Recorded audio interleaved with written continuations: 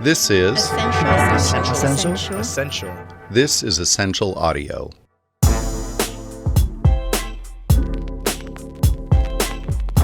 Hello and welcome to the MoneyPot, our podcast from Money 2020. I'm Sanjib, Kalita, Editor-in-Chief at Money 2020, and I'm joined again by Rachel Morrissey from our U.S. content team. Hi, Rachel. Hey, Sanjib. I am here in my beautiful spare bedroom, home office, storage room in Brooklyn, plugging away on the show in October. So how is your social distancing going? It's going pretty well so far. I've distanced from people, but I'm really close to like deer and raccoons and foxes. I'm back home in Virginia and things are okay. We should note that our fellow podcast producer Roland is in a third location recording this. We figured out a way to keep bringing you the MoneyPot throughout this event. So, Rachel, you've been looking at a lot of issues around SMB banking, haven't you? Yeah, I have. And as you know, SMB banking has lots of problems for very innovative people to solve. The one I wanted to talk to you about today is very relevant, actually, for the crisis. The credit and cash flow for small businesses. Wow. We know that throughout this crisis, small businesses have already been hit hard. Cities throughout New York, California, Ohio, Massachusetts, and Washington have all closed down bars, restaurants, and any dine-in eating. People are being asked to stay home. Without foot traffic, small businesses are seeing large declines in revenue that will need large-scale intervention if most of them aren't going to close. Yeah, and the small business already struggled with banking before the crisis. This is also highlighting the lack of net that they have to run and build.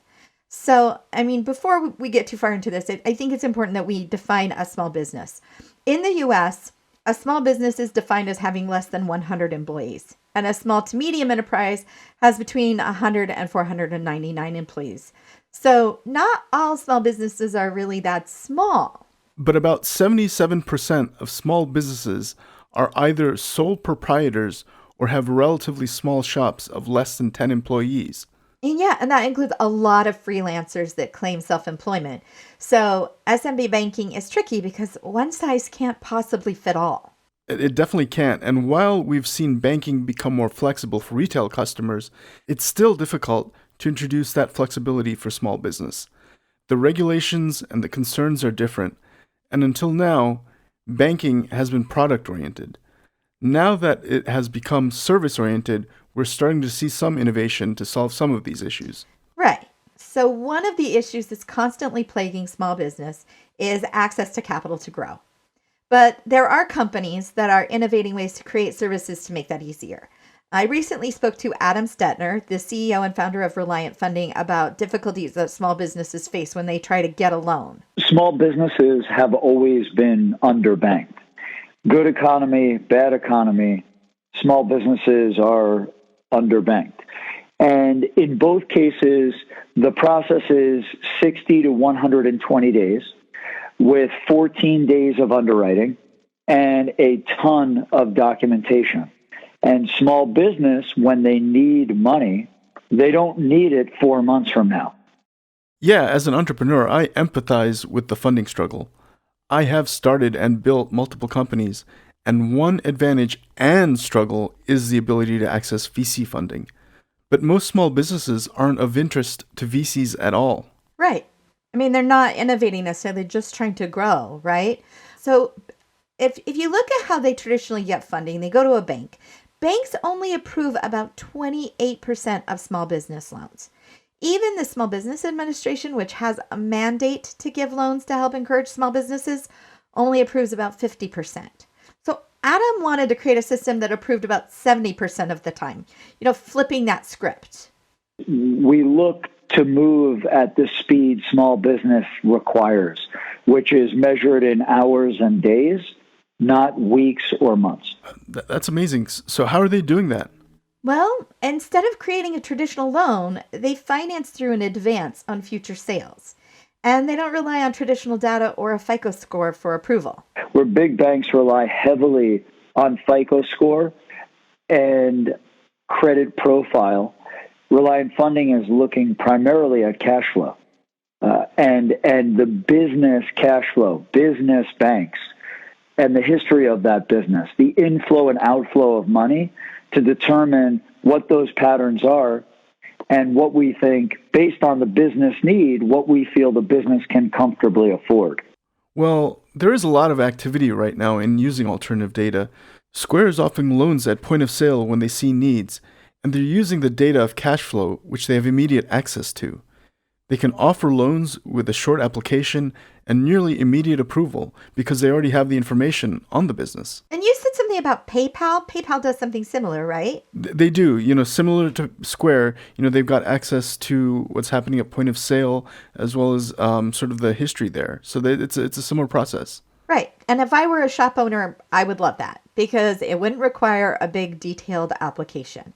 So Adam still has an application process, but they have found that the alternative data might be more useful in determining what a business can pay back. Some of them are provided by the client. So, for example, we'll look at bank statements and look at average number of deposits.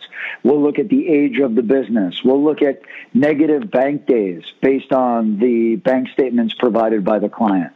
The other sources are either commercial or consumer credit bureau, but they're not FICO or credit score driven. We might look at number of inquiries on the file, trade lines, retail trades, judgments on those small businesses, et cetera. And all of those, there's so many different lines on a bureau, consumer and commercial. It's easy to pick those that we found historically are indicative of what we believe lead to strength or weakness in a profile and a business's ability to repay on an advance. But what we found is for small business clients, there are so many things that indicate that the client, A, their need for capital and their ability to repay on that advance better than a credit profile. Okay. So with all that data, he can look at a business's viability and really look at the rate of payback. But you said something earlier that really caught my attention. You said it was considered an advance on future sales. That sounds like a loan. Yeah, and in a way it is. But because many small businesses are seasonal, traditional loans and credit can be tricky. Loans are paid back with a set amount each month. That's great when you're selling a lot, but it isn't great during the slow periods. So what this advance on sales allows them to do is structure it so the amount paid each month is dependent on the amount of sales that month. That's actually quite radical. But isn't that getting away from what we've been saying about consumers? Most consumers today like subscriptions because there are no surprise costs. And that's true. But that is part of the flexibility for small businesses. Small businesses are different than big business or even consumer in that there is cyclicality to them. There are cash flow needs that come up that large businesses don't have and consumers don't have. And so if we treat everyone the same, it's not a one-size-fits-all. If we treat everyone the same, you don't really have a great outcome for the client or for the source of capital. That structure would allow for flexibility, and I can see the advantages when a crisis like this hits. The small business owners with an advance of capital structured around sales don't have to worry about a monthly payment falling short when unforeseen circumstances like COVID-19 shut down entire cities. Yeah, and I asked Adam how he came up with this idea because it is radical. It isn't common at all. While eating at a local restaurant, I asked the proprietor of that restaurant how he obtained access to money, and his answer, he laughed. And his answer was, I don't. I have revolving credit cards that I pay down each month. I have 3 of them. And I used to borrow against my house, but my bank pulled my HELOC, and so I'm in a bind. So my realization was, if I was struggling with $15 billion of assets securitized on balance sheet and a phenomenal track record with banks, and this individual business owner was telling me he was struggling, there was clearly a broader need for small business to have access to financing. And that led me to form Reliant Funding in 2008.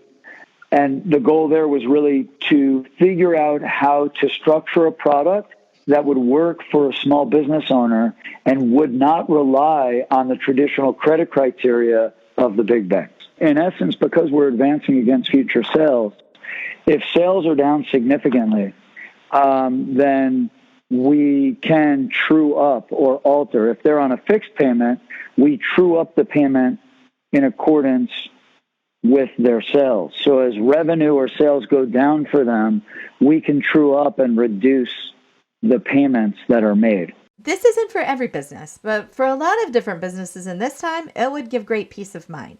I mean, that's actually really interesting because with technology, with access to data, they're able to create a funding model that would not have been possible even a few years ago. So this is actually really neat, and the fact that it comes from a deep pain point, I think this seems like it has really great potential. I agree. I think that it has great potential, and I think it really looks at the way small business works, and it's creating a product that's really tailored to each one.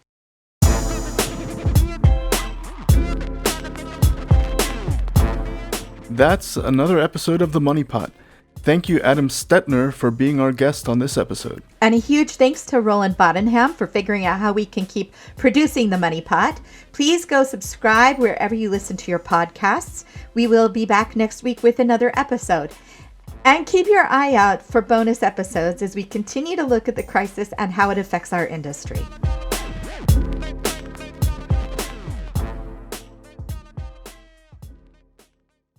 This is Ascential.